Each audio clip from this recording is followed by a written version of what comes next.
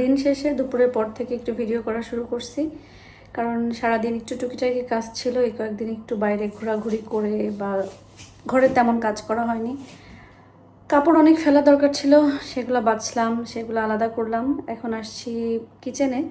আর আমার দিনটা তো প্রতিদিন সকালে কিচেন থেকেই শুরু হয়, আজকেও হয়েছিল, বাট ভিডিও করিনি আর কি। এখন হচ্ছে আয়াত তো পরীক্ষার পর থেকে আপনাদের ইব্রাহিম ভাইয়ের সাথে জিমে যায়, তো আমার ছেলে ডিম খেতে চাইছে। আপনাদের ইব্রাহিম ভাই তো আর খাই, সো বাপ ছেলের জন্য এখন আমি ডিমটা সেদ্ধ করব। আর গতকালকে শুধু একটা টমেটোর টক রান্না করেছিলাম, যেটা আমার মনে হচ্ছে আজকে খেয়ে শেষ হয়ে যাবে। তেমন ভারী কিছু খাওয়াও যাচ্ছে না। আমি তো কালকেও ওরকমভাবে ভাত খাই নাই, আজকেও না। আমার ফুল গাছ অন্য যেমন তেমন, আলহামদুলিল্লাহ। আমি কিন্তু এই গরমটা এনজয় করতেছি বা এই ওয়েদারটা এনজয় করতেছি, কারণ 1-2 দিনই দিবে এরকম, বা 1 সপ্তাহ, এরপরে যা তাই হয়ে যাবে। সেই আগের মতন রুটিন, মেঘলা, বৃষ্টি, রোদ দেখা যাবে না, আকাশ পরিষ্কার না। সো এই যে কয়েকটা দিন আছে এটা এনজয় করি যখন যেভাবে হয়। আর তাদের কাছে এত সুন্দর করে গ্রিন অ্যাপলগুলো হয়েছে, সেটা যদি আম গাছ হইতো খুব ভালো হতো। তবে গরমে বেশি এই খারাপ লাগতেছে আমার হচ্ছে আমার ফুল গাছগুলোর জন্য।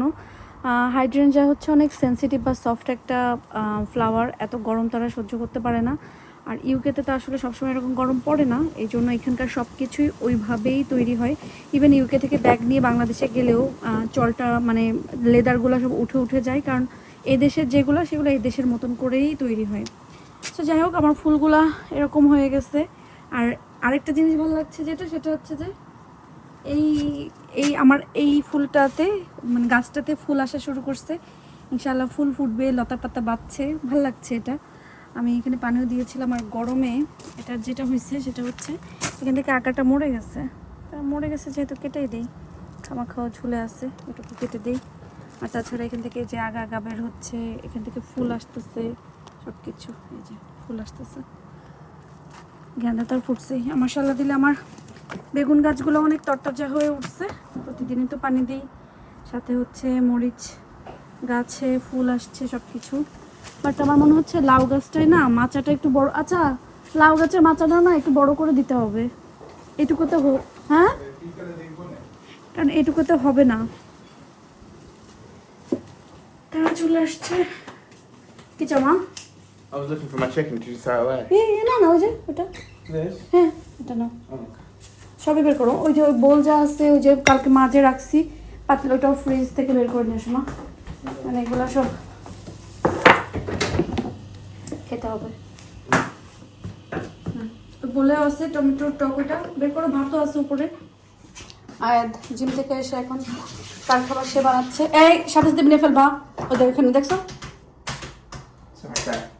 মা খাইছো, এখন ওই জায়গায় আগে ক্লিন করো, নাহলে ইয়ে হয়ে যাবে। এই যে যা বের হবে সব সাথে সাথে বিনে ফেলবা, ওকে?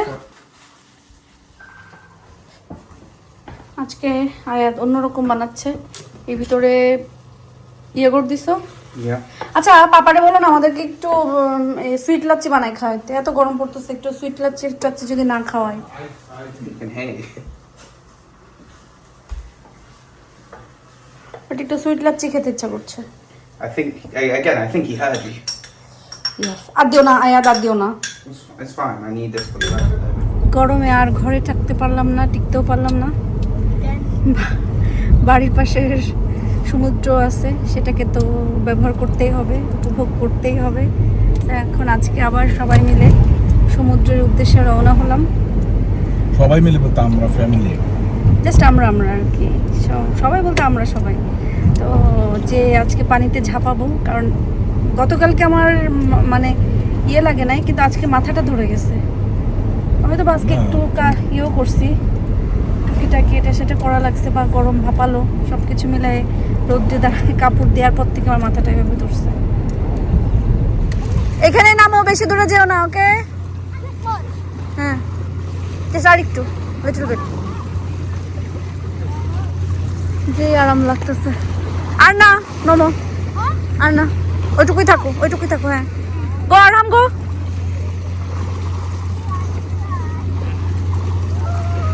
Yeah, that's fine. No. Sit down. Sit. Sit down. Why?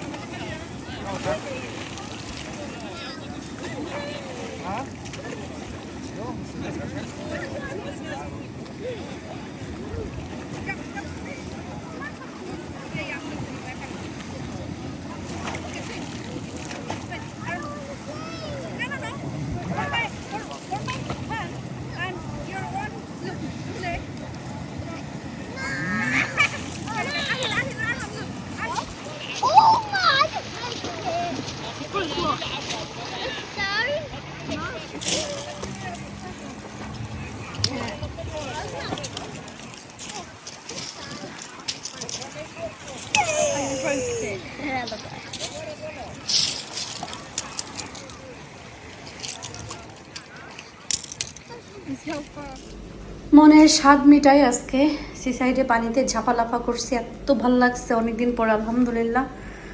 বাসায় এসে শাওয়ার করছি, এরপরে কিচেনটা গোছগাছ করছি, গার্ডেনে পানি দিচ্ছি। এখন এখানে কালকে রান্না করার জন্য বের করে রাখছি, কি বলে মুরগির মাংস বের করে রাখছি। আর কি রান্না করব সেটা কালকেই দেখা যাবে বাকিটা। আর এখন কাপড় চোপড়গুলোও বাইরে থেকে তুলছি, এগুলা ভাঁজ করতে হবে। আলহামদুলিল্লাহ আজকের দিনটা ভালো গেল সব কিছু মিলায়ে। যদিও কাজ সমানই করছি, সংসার সমানই চলছে, সব কিছুই সমান সমান ছিল, শুধু ভিডিও করার মুডটা ছিল না। কারণ অবভিয়াসলি আমি গরম এনজয় করতেছি, গরম খুব ভালো লাগছে, কারণ ইউকেতে এরকম খুব কম পাওয়া যায়। সো যে কয়েকটা দিন আছে, যে কয়েকটা দিন দিচ্ছে, একটু এনজয় করে নিই। সব থেকে বেশি ভালো লাগছে যে দেশি শাকসবজির গাছগুলো বড় হচ্ছে, এটা হচ্ছে একটা প্লাস পয়েন্ট, যে রোদ হওয়াতে, গরম হওয়াতে।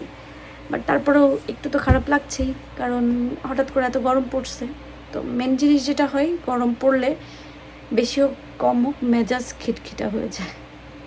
সো আজকে কাজ অনেক কিছুই করেছি, কিন্তু ভিডিও নিইনি, কারণ মেজাজটা খিটখিটা ছিল। আর তার থেকে বড় কথা যে গার্ডেনে কাপড় নাড়তে গেছি, কাপড় নাড়তে যে ঠাডা রোদটা মাথার ভিতরে পড়ছে, তারপর থেকে মাথাটা একদম ব্যথা করে আছে।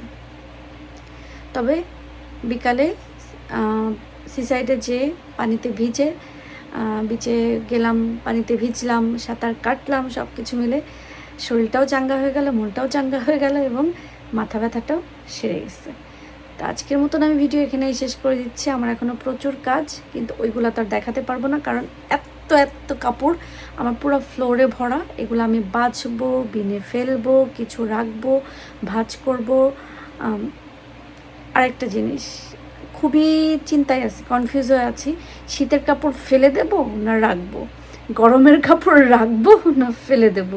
কারণ আমি দেখা গেলো শীতের কাপড় ফেলে দিলাম, বলা যায় না কালকের থেকে আবার এমন ঠান্ডা পড়বে যে তখন আমার আবার শীতের কাপড় কিনতে দৌড়াইতে হবে। আবার শীতের কাপড় কিনে নিয়ে বাসায় ঢুকবো, এরপর পরের দিন থেকে দেখবো যে এরকম 37, 38, 40 ডিগ্রি মারতেছে। সো এই জন্য আসলে ব্রিটিশ ওয়েদার বোঝা বড়ই কঠিন। সো আমি এখনও বুঝতে পারছি না যে শীতের কাপড় রাখবো না ফেলে দেব, শীতের লেপ উঠাবো না রাখবো। সো সব জায়গায় খুবই একদম কি বলে এগুলোকে জাম মেরে রেখে দিচ্ছি। বাট এগুলো একটা ব্যবস্থা করতে হবে।